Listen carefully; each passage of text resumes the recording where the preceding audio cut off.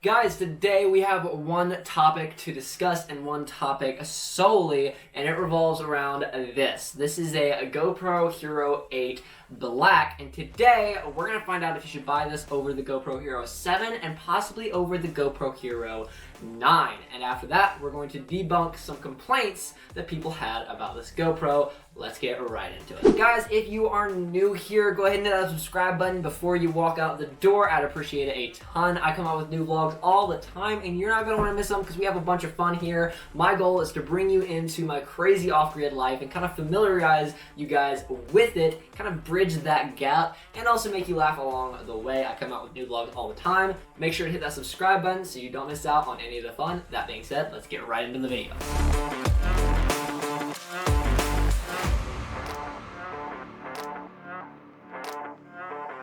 So, guys, today we're talking about the GoPro Hero 8 Black. I just bought this thing a little while ago, and I've actually had it for probably a little under a week. I've used it a tiny bit, and I've also had my hands on a GoPro Hero 7 Black, not in the too distant past. So, should you buy this over the GoPro Hero 7? Yes, absolutely, hands down. Like, there are very few, if any, reasons not to. The main one would be price, but honestly, a lot of places the GoPro Hero 7 is going to be almost the exact same price as this GoPro Hero 8 Black. I'm getting the numbers confused, my goodness. A while back, I purchased the GoPro Hero 7 Black because it was one of the cheaper ones that I found, but the downside of that is that GoPro no longer sells them on their actual website, so you gotta go through Amazon, in which you will get either used, refurbished, or what people call the e-commerce packaging, which is what I got, which, come to find out, they sent me a refurbished one anyway, even though it said new. So I had some complaints with that. It wasn't a great process, but I sent it back and I eventually got this one. Or you can get one in a new packaging, but it ends up being more expensive than a GoPro Hero 8, so just why? So I'm going to go over the advantages of buying this over the GoPro Hero 7. The GoPro Hero 7, like I said, is going to be generally about the same price unless you find a good deal, or if you go with e-commerce packaging, which, as I've found out in the past, is rather risky. If you go with e-commerce packaging, this one's actually only about $30 or $40 more than the GoPro Hero 7, and to me, it's worth that money to have the peace of mind to know if something goes wrong, I can contact GoPro and they will make it right. That is one problem that people had with the e-commerce packaging one, is that they would get in touch because it said it was covered by the full manufacturer's warranty, which is 1 year. People would get in touch with GoPro, and since it wasn't from them, it was from Amazon, they were having a hard time getting their warranty out of it.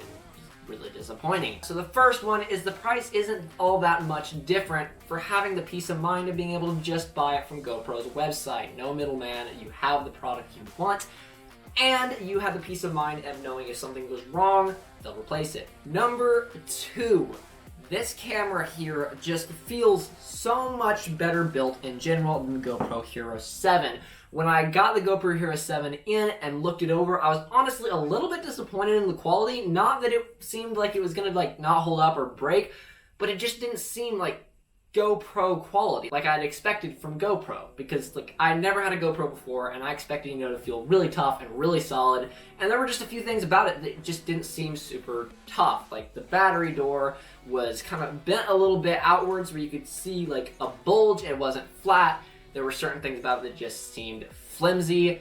The little lens protector thing would rattle every now and then, and it just didn't seem quite GoPro material. So the next reason you should buy this over the GoPro Hero 7 kind of just leans off of the last reason. Everything about it is better placed, better built, better feeling quality, everything. Like the placement of the buttons, to the type of door. The GoPro Hero 7 Black had 2 doors, one for the charging port and one for the battery. This has one singular door for both, which I guess some people may not like. I personally love. To me, it's less places for water to get in, less things to go wrong. Another thing that I actually like that some people actually don't, which we will be going over in the complaints, but I actually find it to be very, very nice, is the fact that you don't have to have an external case to mount it onto this. The GoPro Hero 8, as most people know, have the flip-down legs that flip off of the camera itself and just go directly onto any mount that you want, and then they magnetically clip back up. To me, that is super duper nice. Some people didn't like it. They said it was flimsy, which we'll get into in just a bit. But I actually find it very, very nice because the case that I had, the little frame that would go over the GoPro Hero 7 that I had for a little while, was kind of difficult to get on and off. I mean, it was fit really tight, which it was supposed to, but it was kind of just a pain because every time you needed to get the SD card out, you needed to charge it, you needed to switch batteries, anything, you had to take that case off, and it nearly broke your fingernail every single time. So the fact that you don't have to have a frame around this one is a big plus to me. Now, if you do want that extra security, there is what is called the GoPro roll cage, which is like this actually hard silicone like sleeve that goes around this that protects the lens and other features of the camera. You can then mount it with that on it on a handle or whatever you want to. It still uses the flip down legs, but you have that extra layer of protection. So now we have gone over the reasons you should buy this over the GoPro Hero 7. It's kind of an easy choice, with the GoPro Hero 7 being about the same price as this is now, which is actually crazy, and I bought this new from GoPro's website. So the fact that they're the same price and GoPro doesn't actually sell the 7 anymore, it's kind of an easy choice. Now moving on to a few reasons that I think you should consider to possibly get the GoPro Hero 8 over the GoPro Hero 9. Now, disclaimer, I have not personally had a GoPro Hero 9, so I can't speak from experience with it. I'm just going off of the research I've done and what people have said. That being said, let's get right into it. So, the GoPro Hero 8 looks a lot different than the GoPro Hero 9. The main thing being, this one has this little screen on the front that tells you the time and just the stuff, just like the battery life, the storage that's remaining, and stuff like that. The GoPro Hero 9 has a screen on the front where you can actually see yourself as you're recording, which sounds like it would be great, right? I mean, that's what I have on the DJI Osmo Pocket right in front of me, so I can see if I'm in the frame, and it's super helpful. The main thing with that is I've seen tons of people saying that the frame rate on that front screen to keep up has to be super, super low. So you're going to be clicking all over the place on that tiny little screen, which could actually make you distracted and not help in the long run. Having a camera up looking at you like this and trying to see if you're in the frame when you're clicking all over the place seems like it could get kind of distracting. I've heard some people say, though, that the clicking of the frame rate goes away mostly if you record in lower quality on the camera. But if you get a GoPro Hero 9 over an 8 or whatever camera you're going to get, you're most likely going to use the higher quality. If you're not, then you could just save some money and go with the GoPro Hero 8 unless you really want that front screen. So now that we've gone over those topics, we're going to jump into debunking the two main flaws and complaints that people had about the GoPro Hero 8. The first one actually being what I mentioned earlier, the fold down legs. Now, people's complaint with this was when you would put it into, say, any attachment that you could put it into, because you're going to need this for pretty much any attachment. When you would put it into a tripod or a helmet mount or anything that you would want to put this thing on, they would say that since the legs are flimsy, that it would wobble. And I saw videos of people wobbling it, but every video I saw of somebody saying that it was wobbly and they'd wiggle it and it was wobbly, I would also watch them tighten down the screw that's on it, the bolt. And they would turn it down like about that much, and then they'd be like, oh my goodness, look how wobbly it is. And yes, you can wobble it if you don't tighten down the bolt. That's how it works. That happened on the previous one with the frame anyway. If you actually take your right hand and use just a little bit of that finger strength and actually tighten it down to where you would actually be comfortable doing anything with this on the mount that you have it on. Like, I didn't even tighten it down very tight at all. I could go much tighter than that. But if you look on there now, that's not wobbling. It's perfectly sturdy. You can shake it around. It's not bending. It doesn't feel like it's gonna fall off. It doesn't slop forward or backwards.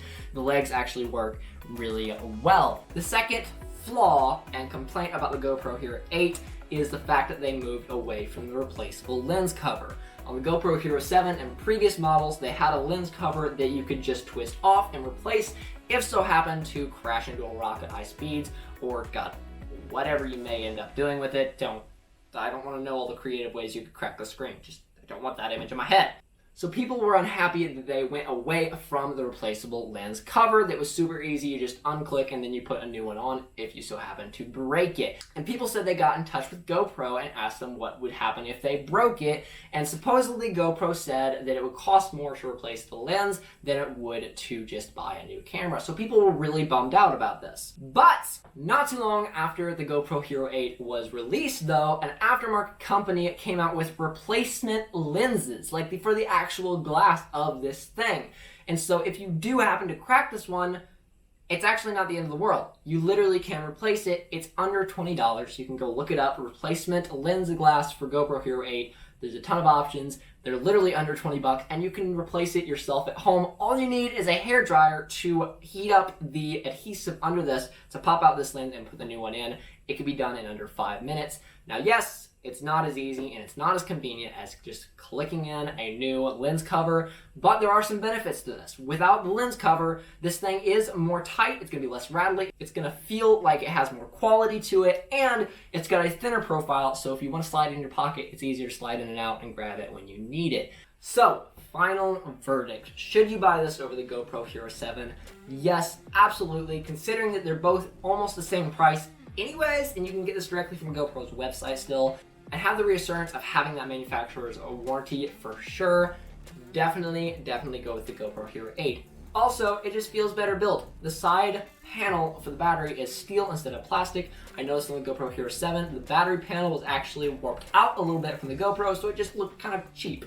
Just so many things about this feel better built. It feels tighter, it feels tougher. There are less places for dirt and grime and water to get in, from what I can tell, and it is just a better camera overall.